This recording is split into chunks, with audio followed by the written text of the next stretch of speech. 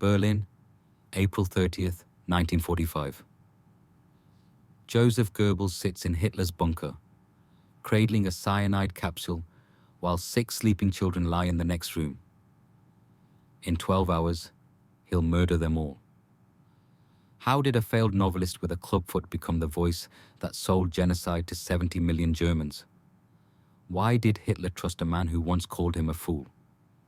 And what turned a wannabe intellectual into history's most dangerous propagandist? I've spent years investigating this twisted story, and what I found will disturb you. Here's the thing about evil. It rarely announces itself with dramatic music and lightning. Sometimes it limps into the room with a PhD and a persecution complex, desperately trying to compensate for everything it's not. Paul Joseph Goebbels was born in 1897 into a working-class Catholic family in the Rhine. Picture this: a brilliant kid trapped in a twisted body, his right leg 6 inches shorter than the left, dragging a specially made boot through the hallways of his school. The other children mocked him mercilessly. They called him names. They excluded him from sports, from dances, from the simple teenage pleasures that build normal human empathy. But here's where it gets interesting. Instead of developing compassion for other outcasts, Goebbels went the opposite direction. He decided if the world was going to reject him, he'd reject it right back, and he'd prove his superiority through his mind. The kid was genuinely brilliant. He devoured books, wrote poetry, earned his doctorate in literature from Heidelberg University. His dissertation was on romantic drama in the 18th century. Can you imagine? While other young men were dancing or playing football, Goebbels was alone in his room, analyzing the emotional manipulation techniques of dead playwrights.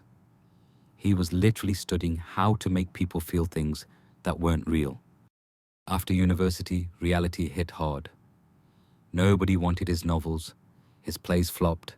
He applied to work for liberal newspapers. They rejected him. He even got turned down by a marriage proposal from a woman whose family thought he wasn't good enough. By 1924, this brilliant, bitter, chronically unemployed intellectual was living with his parents, nursing grudges against everyone who had ever succeeded where he had failed. Then he discovered the Nazis. Now get this. Goebbels didn't immediately worship Hitler. In fact, he initially supported a different faction that actually opposed Hitler's leadership.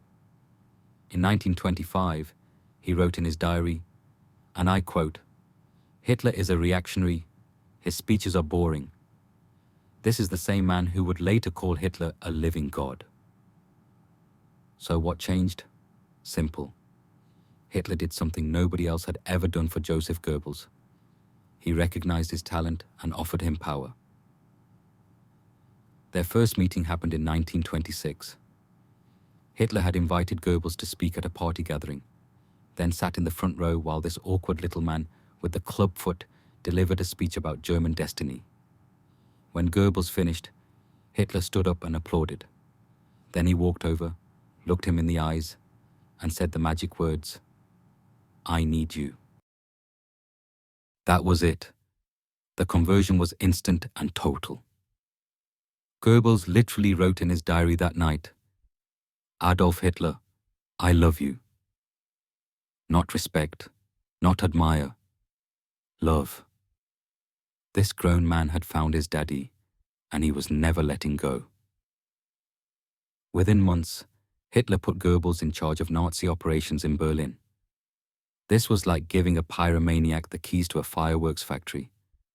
Berlin in the 1920s was Germany's cultural capital, full of artists, intellectuals, Jews, socialists, everything Goebbels had learned to resent. Finally, he had an enemy worthy of his hatred and the power to do something about it.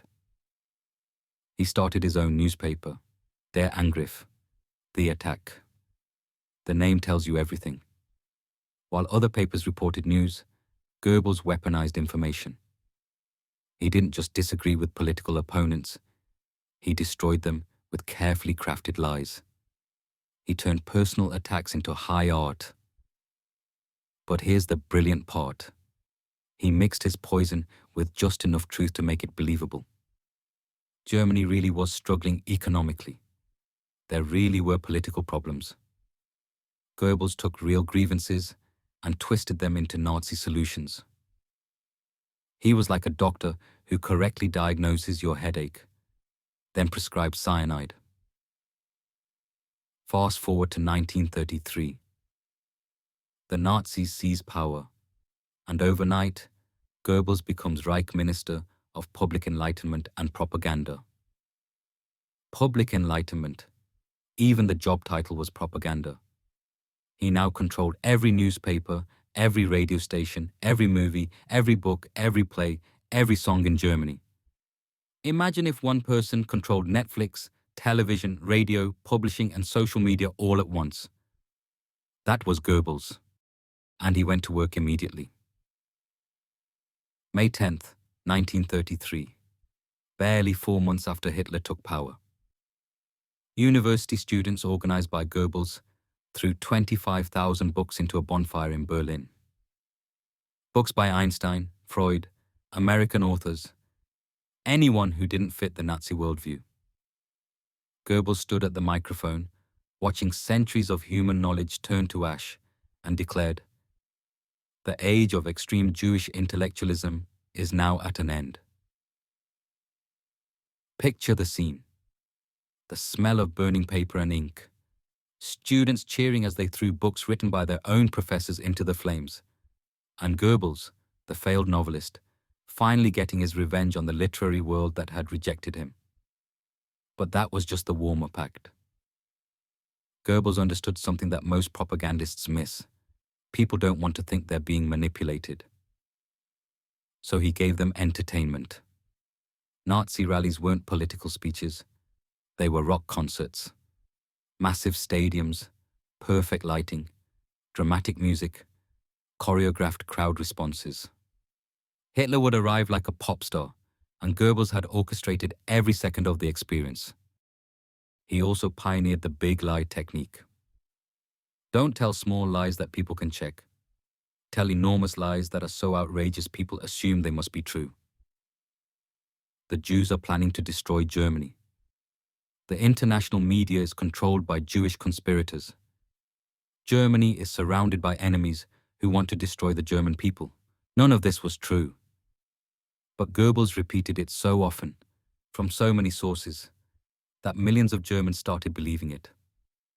And once they believed it, what came next seemed not just acceptable, but necessary.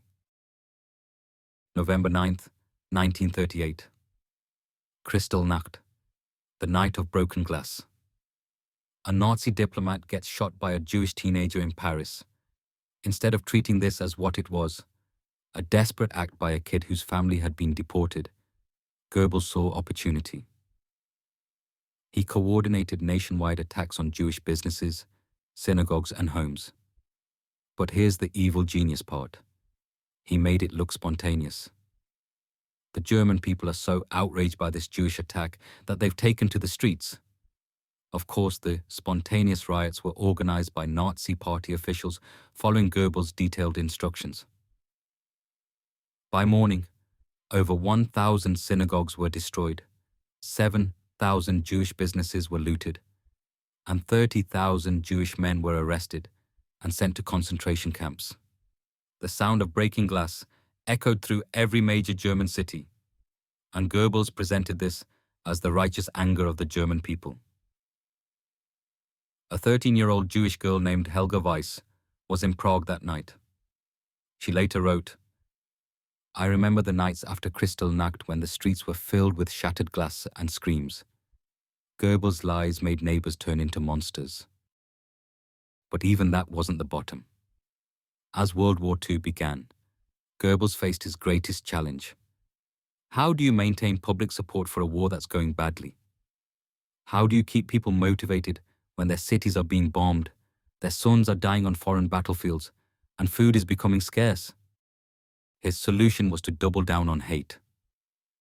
He produced films like The Eternal Jew, which portrayed Jewish people as literal parasites. He created children's books that taught kids to hate. He convinced millions of Germans that they were fighting for their very survival against subhuman enemies. But even that wasn't the bottom. As World War II began, Goebbels faced his greatest challenge. How do you maintain public support for a war that's going badly? How do you keep people motivated when their cities are being bombed, their sons are dying on foreign battlefields, and food is becoming scarce?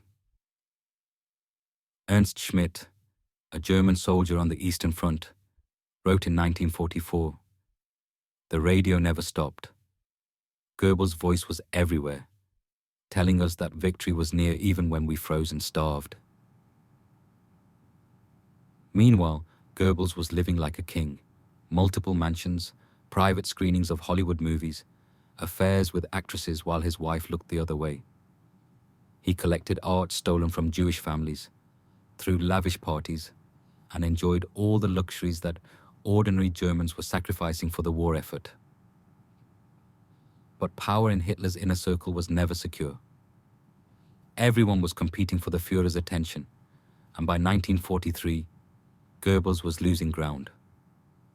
Heinrich Himmler controlled the SS and the concentration camps. Real power. Martin,